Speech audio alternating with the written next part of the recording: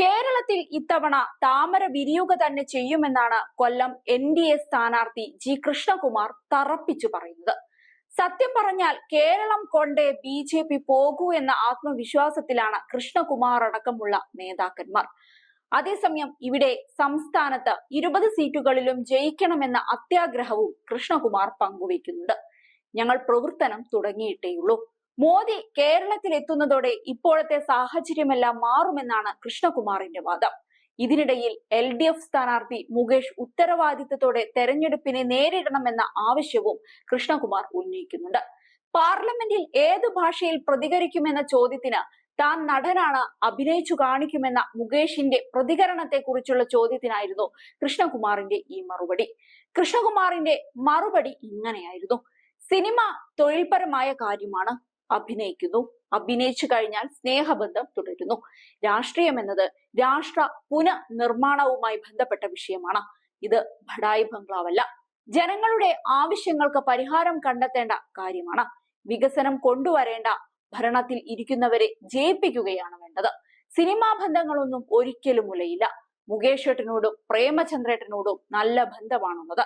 അവരുടെ മുന്നണി എന്ത് ചെയ്യുന്നു എന്നതാണ് വിഷയം. പാർലമെന്റ് വളരെ ഗൗരവമുള്ള ചർച്ചകൾ നടക്കേണ്ട സ്ഥലമാണ്. അദ്ദേഹത്തോടുള്ള ബഹുമാനം വെച്ചുകൊണ്ട് തന്നെ പറയട്ടെ, മുകേഷ് ഏട്ടൻ സംസാരത്തിൽ കുറച്ചുകൂടി ഉത്തരവാദിത്തം കാണിക്കണം. അഭിനയിച്ച് പ്രതികരിക്കുമെന്നൊക്കെ പറയുന്നത് ജനങ്ങളെ കളിയാക്കുന്നതിന് തുല്യമാണ്. 2014 തെരഞ്ഞെടുപ്പ് വരുമ്പോൾ മാത്രമാണ് അഴിമതിയും രാജ്യസുരക്ഷയുമായി ചർച്ചയുണ്ടായിരുന്നത്. എന്നാൽ ഇന്ന് അങ്ങനെയില്ല. കാരണം ശക്തനായൊരു വ്യക്തി ഭരണത്തിലുള്ളത് കൊണ്ടാണെന്ന് കൃഷ്ണകുമാർ മറുപടി നൽകി. അതേസമയം പത്മജിയുടെയും അനിൽ ആന്റണിയുടെയും എല്ലാം വരവ് BJPക്ക് വലിയ നേട്ടമാണെന്ന് പറയാനും കൃഷ്ണകുമാർ മറന്നില്ല. തങ്ങളുടെ അച്ഛനൊന്നും പറഞ്ഞതല്ല ശരിയെന്ന് അനിൽ ആന്റണിയും പത്മജിയും ഒക്കെ തിരിച്ചറിഞ്ഞു. മോദിയാണ് ശരിയെന്ന് പറഞ്ഞ് അവർ വരുമ്പോൾ അത് എത്രമാത്രം ശക്തി തരുന്ന കാര്യമാണ്. കേരളത്തിൽ താമര വിരിയണമെന്നത് തന്നെയാണ് ആഗ്രഹം. എന്തായാലും വിരിഞ്ഞിരിക്കും. തുടങ്ങിയിട്ടേയുള്ളൂ നമ്മൾ. മോദിജി ഇറങ്ങുമ്പോൾ കാര്യങ്ങളൊക്കെ മാറും. പ്രചരണത്തിന് സമയം വൈകിയിട്ടില്ല. സോഷ്യൽ മീഡിയ അടക്കമുള്ള ചാനലിലൂടെ വളരെ പെട്ടെന്ന് തന്നെ വോട്ടർമാരിലേക്ക് എത്തും.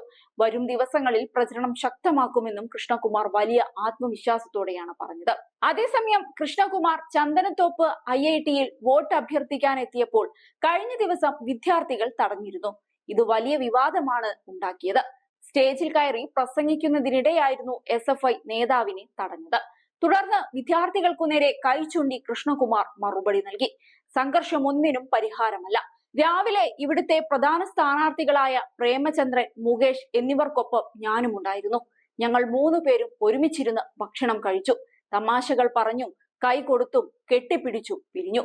ഞങ്ങളെ ഇഷ്ടപ്പെടുന്ന 3 പേരും തമ്മിൽ എന്തിനാണ് അടികൂടുന്നത്? ഞങ്ങൾ ആരും വരില്ല നിങ്ങൾക്ക് പരിക്കേറ്റു കിടന്നാൽ. നിങ്ങൾ ആലോചിക്കണം, ഈ കലാലയ ജീവിതത്തിൽ ഇപ്പോൾ കണ്ണിന് വല്ല പരിക്കും പറ്റിയാൽ നിങ്ങളും നിങ്ങളുടെ മാതാപിതാക്കളും മാത്രമേ വിഷമിക്കൂവെന്ന് കൃഷ്ണകുമാർ വിദ്യാർത്ഥികളെ ഉപദേശിച്ചു. എന്തായാലും കൃഷ്ണകുമാറിന്റെ ഉപദേശം കേൾക്കാനൊന്നും വിദ്യാർത്ഥികൾ നിന്നില്ല എന്നതാണ് സത്യം. അതേസമയം സംസ്ഥാനത്തെ ആദ്യ നാമനിർദ്ദേശ പത്രിക സമർപ്പിച്ചിരിക്കുകയാണ് കൊല്ലത്തെ LDF സ്ഥാനാർത്ഥി മുകേഷ്.